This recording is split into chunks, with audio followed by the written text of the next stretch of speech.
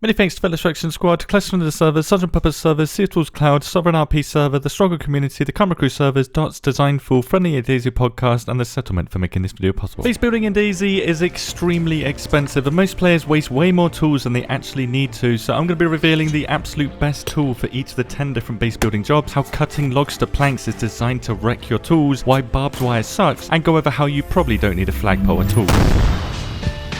Starting with the basics to quickly get everybody on the same page, there are two different base building structures that we can build in DayZ, which is fences and watchtowers. For fences, you can pause and follow these steps here with these tools and materials. Watchtowers require many more steps depending on how many levels you want to build your watchtower.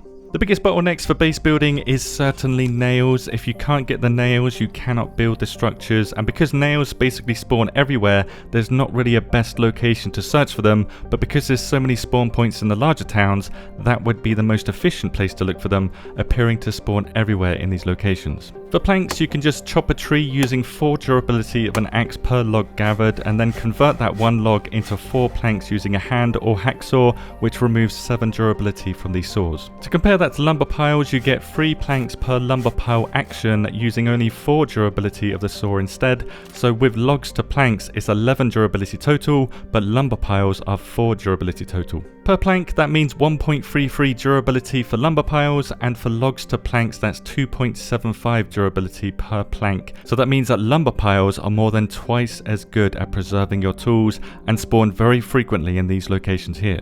The problem with lumber piles is transporting the planks back to your base, which is obviously best done with a vehicle, but a large backpack can store these too. However, because chopping and sawing tools can be repaired with a sharpening stone, the best method for smaller bases, especially if you don't have a vehicle or a large backpack, is to simply use repair tools instead. 20% for chopping tools per quality level and 15% per sawing tool. The only other resource that can bottleneck your builds is sheet metal, increasing protection from melee and firearm raids only, but if you're being attacked by explosives, sheet metal won't protect you any more than wooden planks do, which I'll cover in another video. There are many base building accessories such as long-term storage in the form of wooden crates and shelters, both requiring no tools to craft, so these are very useful, cooking or sanitizing water on a stone oven, and extending the lifetime of items in your base with a flagpole. Both the stone oven and flagpole will require a mining tool because you need a lot of large stones, with large stones only being gatherable by these 4 tools here. Other than that, stone ovens don't require any other tools to craft, but the flagpole very much does, with these being the steps here and the tools and the resources required to build one of them. When fully raising a flag, the flagpole will refresh the lifetime of all base building structures and containers within 60 meters to their maximum lifetime value every 5 real life days. It takes 40 real life days for the flag up here to descend all the way to the bottom down here, with this time being extended by how long the server is offline. So if a server is offline for 1 real life day, it means this flag won't descend at all during that day, and nor will the lifetime of structures and containers on that server. If the flag reaches down the bottom here, it will no longer refresh the lifetime of bases or containers, which is usually set to 45 days. This is the standard for most containers and base building structures. So in total, a fully raised flagpole provides 85 days of persistence,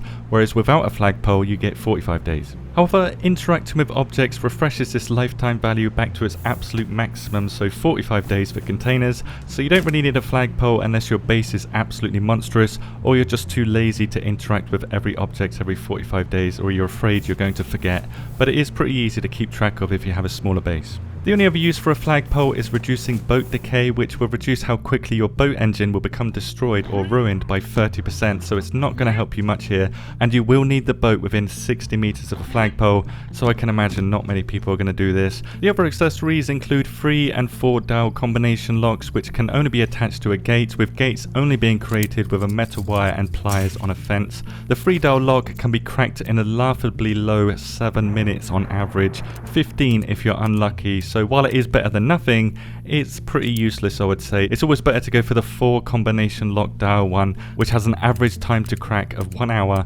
or 2 hours if you're really unlucky.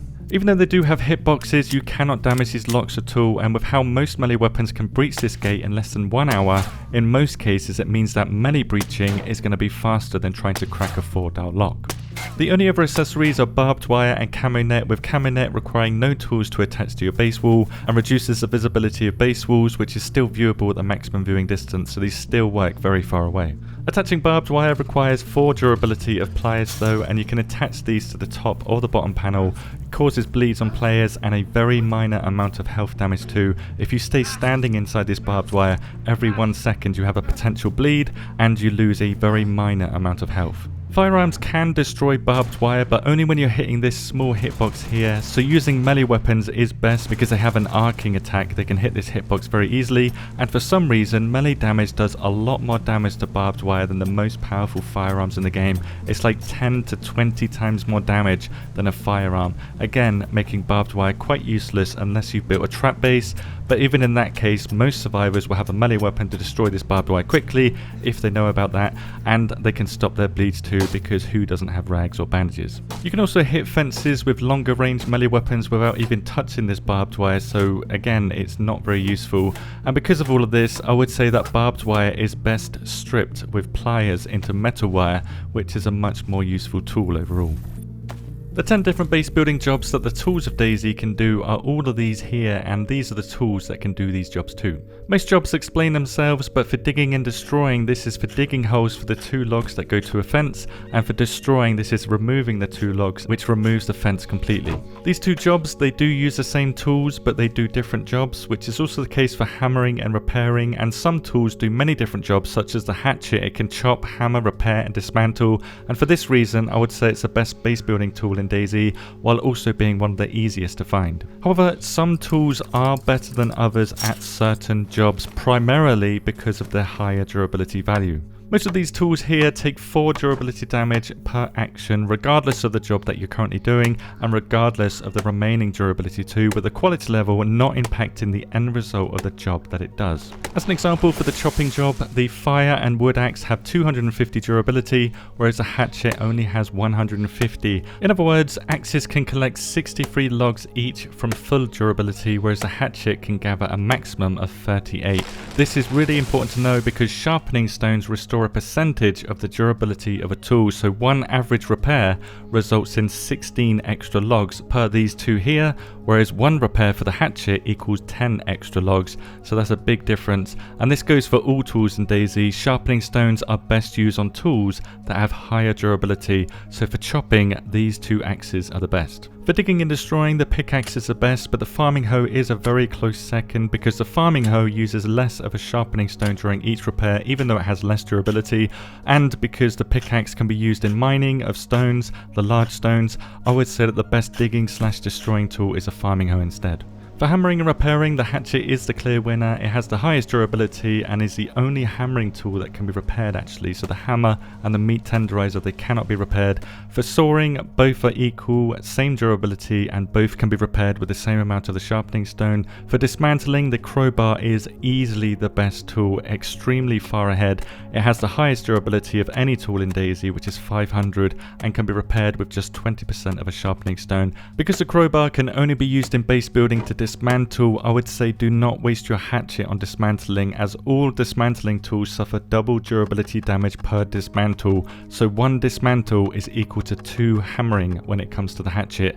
And likewise with chopping, it's much better to use the bigger axes to preserve the best hammering and repairing tool in the game. Finally, for mining large stones needed for stone ovens and the flagpole, never use a hammer or a mace. A monstrous 40 durability is lost per large stone that you gather. Save the hammer for hammering and repairing, and save the mace as it's the best melee weapon in the game to KO players, so using these 2 is an absolute waste if you're gathering large stones with them. The sledgehammer and pickaxe both take 20 durability per large stone you gather, which is still a huge amount, but the sledge is a great melee weapon for KOing players too. It's not as good as the mace, but it's still good, and it is not repairable, so you shouldn't be using the sledgehammer for this. The pickaxe is the only item in the game you want to use for gathering large stones, I would say. Now, even with the pickaxe, you will still need 3 pristine pickaxes, or 1 pristine pickaxe plus 2 sharpening stones in order to make just 1 flagpole, which I believe is pretty crazy.